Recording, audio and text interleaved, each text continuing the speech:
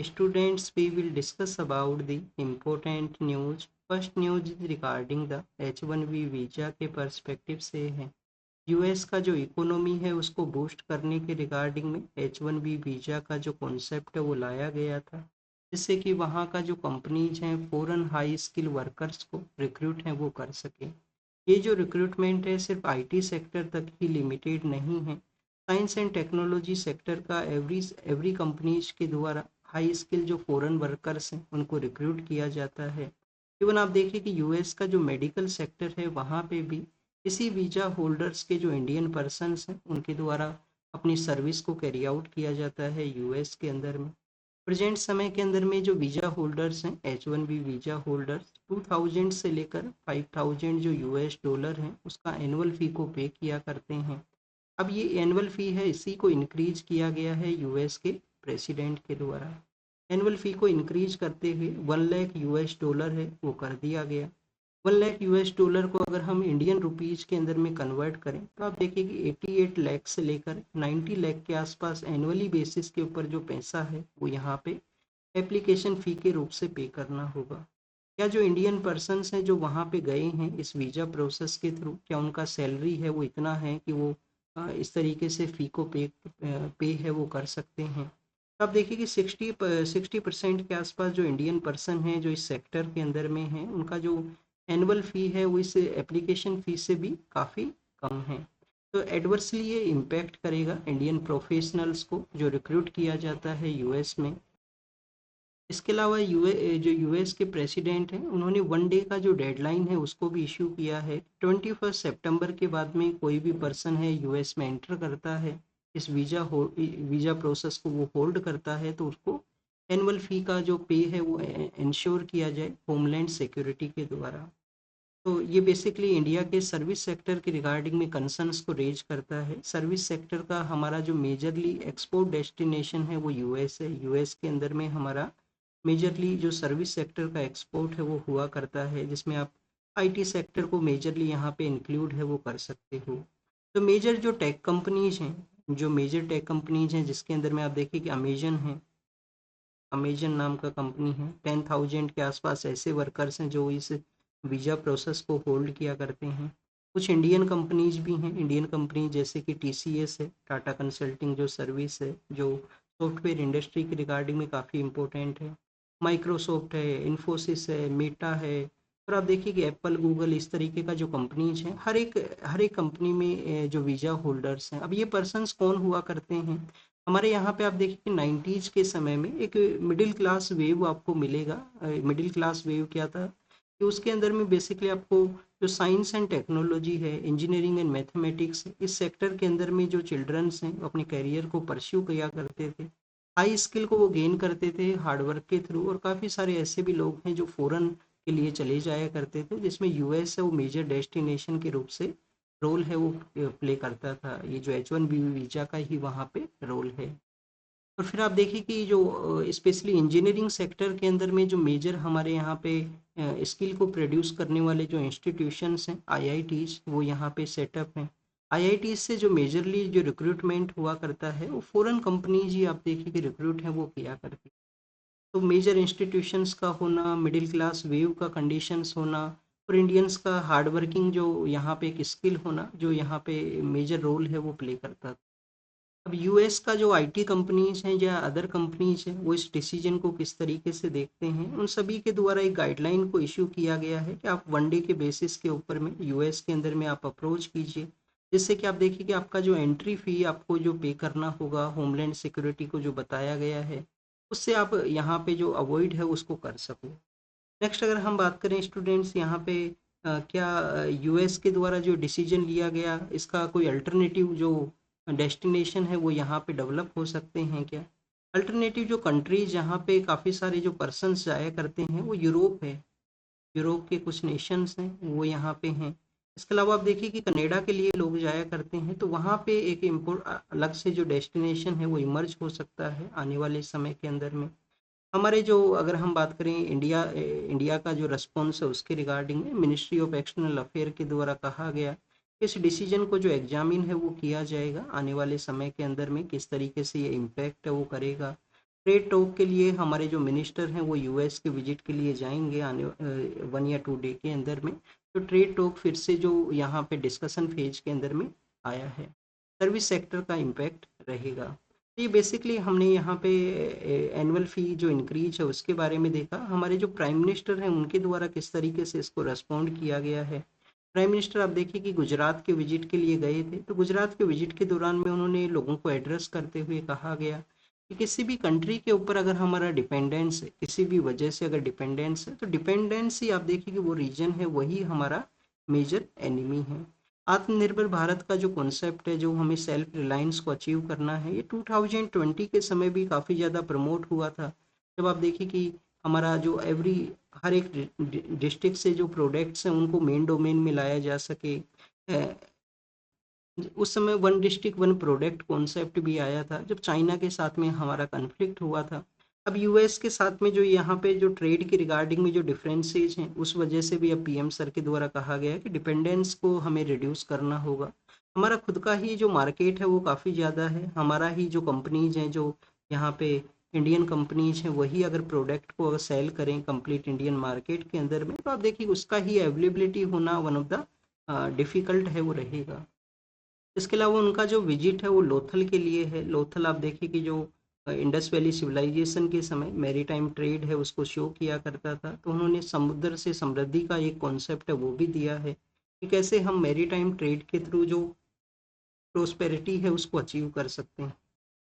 तो स्टूडेंट्स ये तो हमने देखा इंडियन रिस्पॉन्स के बारे में। यूएस का जो आईटी कंपनीज के बारे में अगर हम देखें तो आईटी कंपनीज ने बताया है कि नेगेटिवली जो इम्पैक्ट है वो करेगा।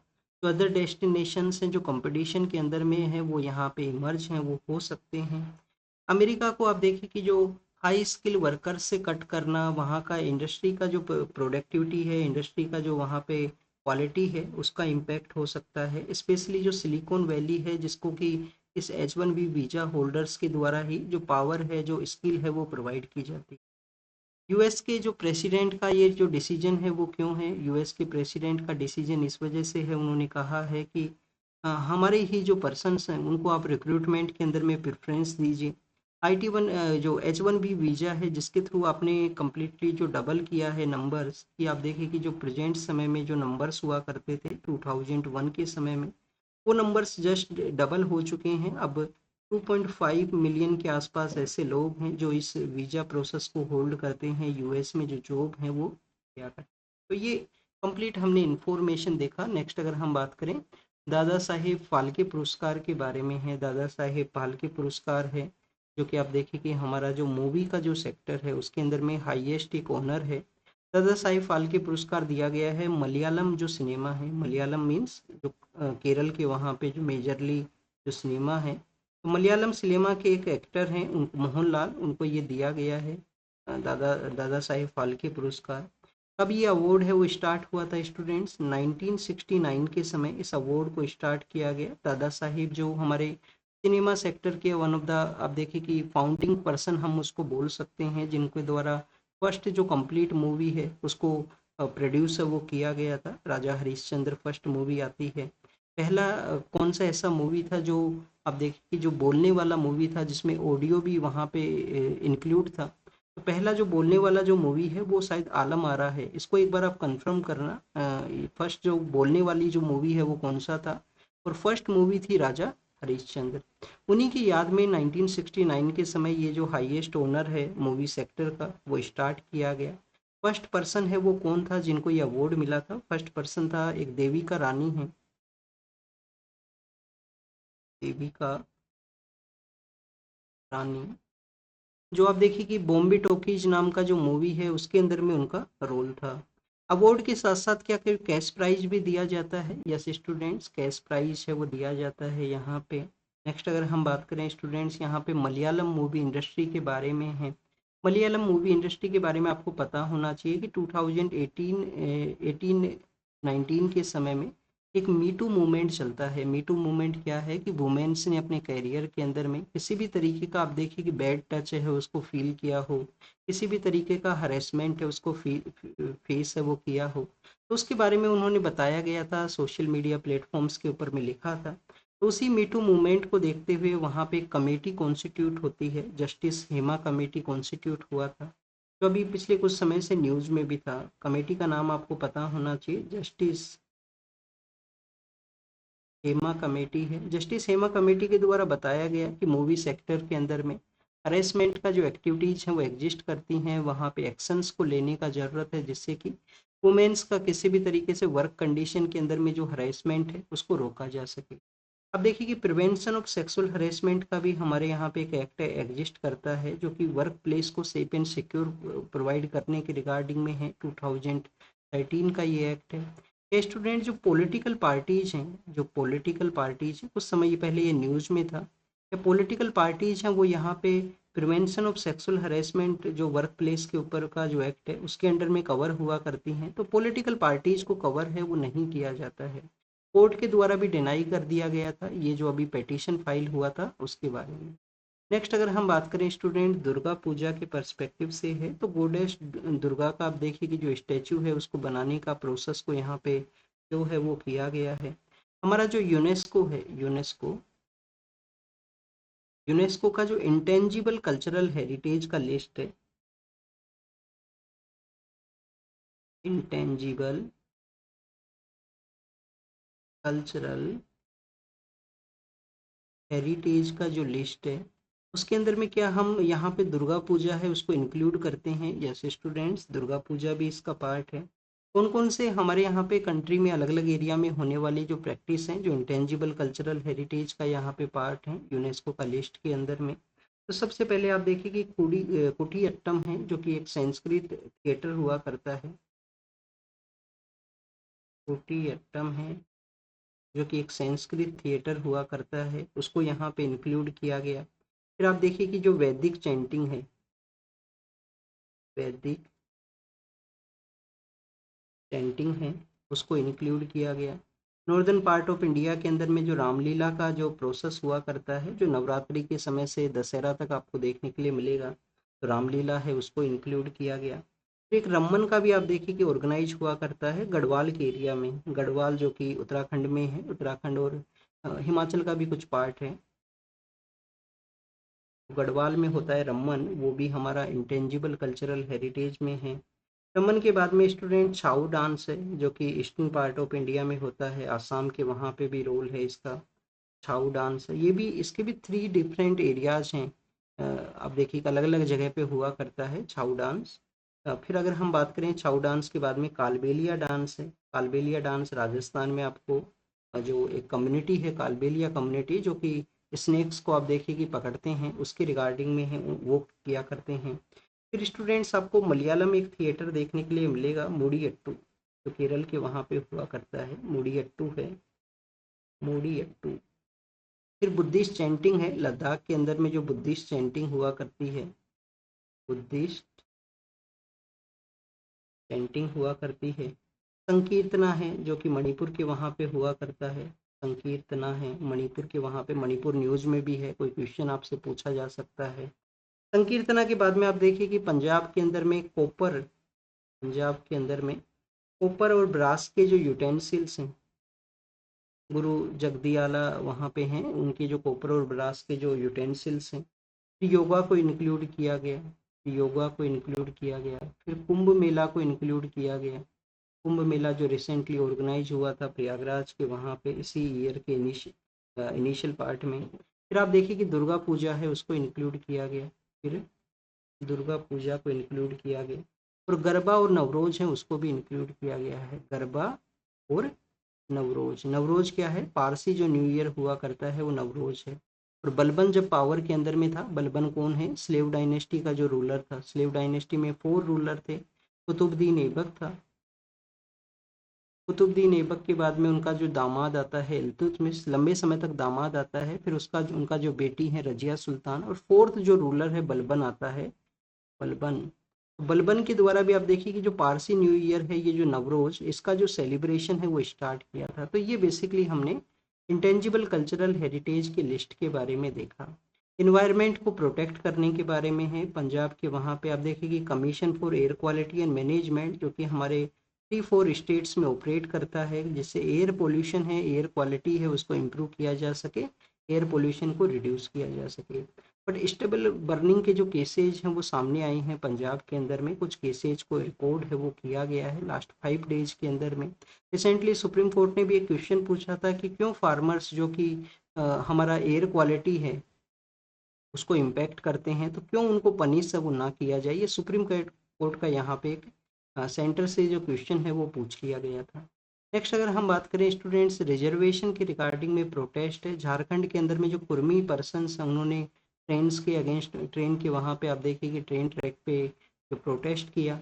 महाराष्ट्र के वहाँ पे जो ढंगर कम्युनिटी नाम से कम्युनिटी है, ढंगर नाम का जो कम्युनिटी है जो कि ग्रेजिंग का एक्टिविटी में हुआ करते थे मेजरली, उनके द्वारा भी शेड्यूल्ड ट्राइब का जो स्टेटस है उसके लिए प्रोटेस्ट किया गया है। तो एसटी का जो ट्राइबल जो स्टेटस गेन करने के रिगार्डिंग में यहाँ पे प्रोटेस्ट है, जिससे रिजर्वेशन बेनिफिट भी मिल सके एजुकेशन में भी, जॉब अपॉर्चुनिटीज़ के अंदर में।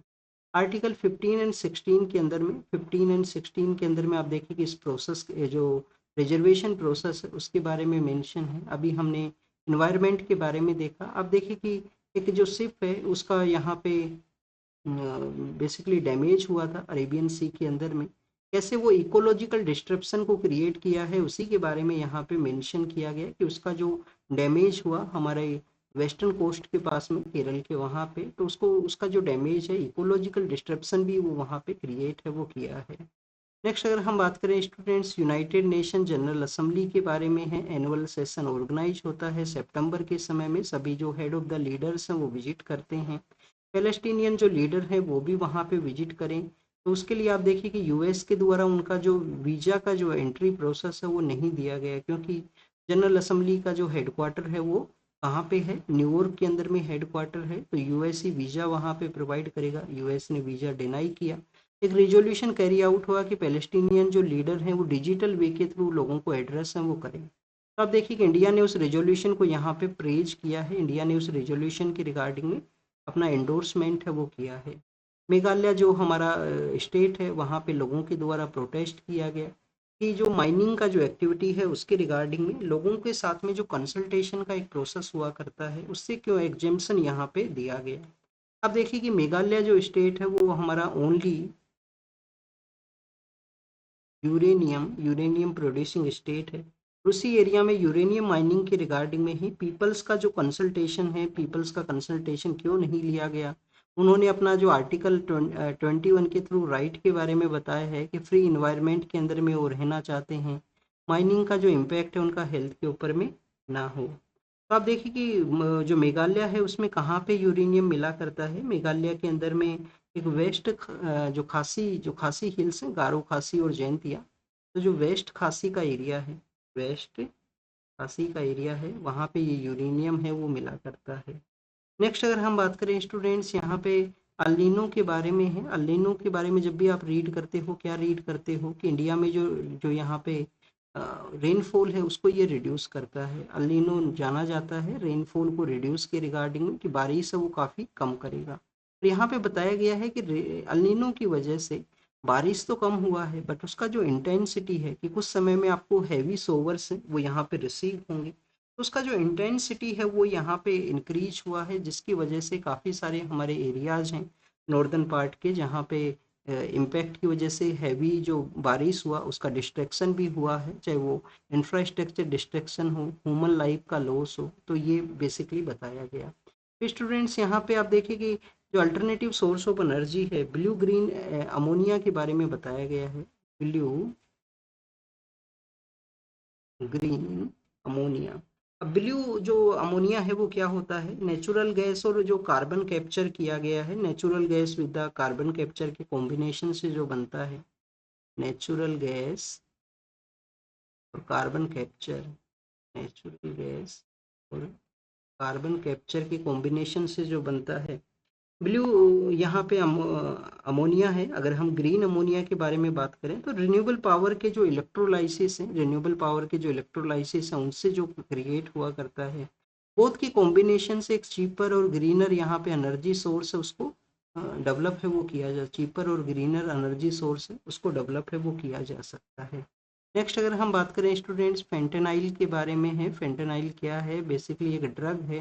ड्रग जो कि सिंथेटिक ड्रग है जिसको लेबोरेटरीज के अंदर में बनाया करते हैं, और इसी ड्रग की वजह से यूएस के द्वारा इंडिया को भी आप देखिए कि जो 23 ऐसे कंट्रीज है जहाँ पे इसका प्रोडक्शन है, इसके इंग्रेडिएंट्स का यूज किया जाता है, उनको ब्लैक लिस्ट के अंदर में इंक्लूड किया गया है, जिसमें इंडिया भी है, जिसमें चाइना भी है, पाकिस्तान भी है, अफगानिस्तान भी है।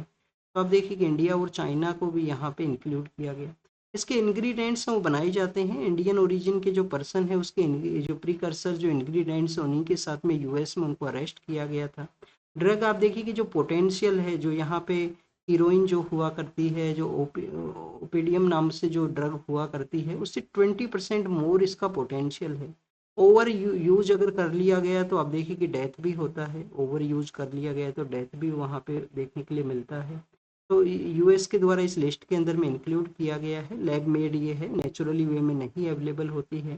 सऊदी अरेबिया और पाकिस्तान का जो पैक्ट है वो कैसे यहाँ पे इम्पैक्ट करेगा? अब आप देखिए कि फर्स्ट तो आप देखिए कि अनऑफिशियली बेस में तो काफ़ी लंबे समय तक बोथ कंट्रीज का पार्टनरशिप था, जिसमें सऊदी अरेबिया पाकिस्तान को सपोर्ट करता था, पाकिस्तान जो है वो सऊदी का जो डिफेंस है उसको कैरी आउट करता था। तो ये जो म्यूचुअल डिफेंस पैक्ट शामिल हुआ है हमारा बोथ कंट्रीज का, जो लंबे समय तक एक इनफॉर्मल जो मिलिट्री कोऑपरेशन था उसको ये फॉर्मलाइज करता है, उसको ये फॉर्मलाइज है वो करता है।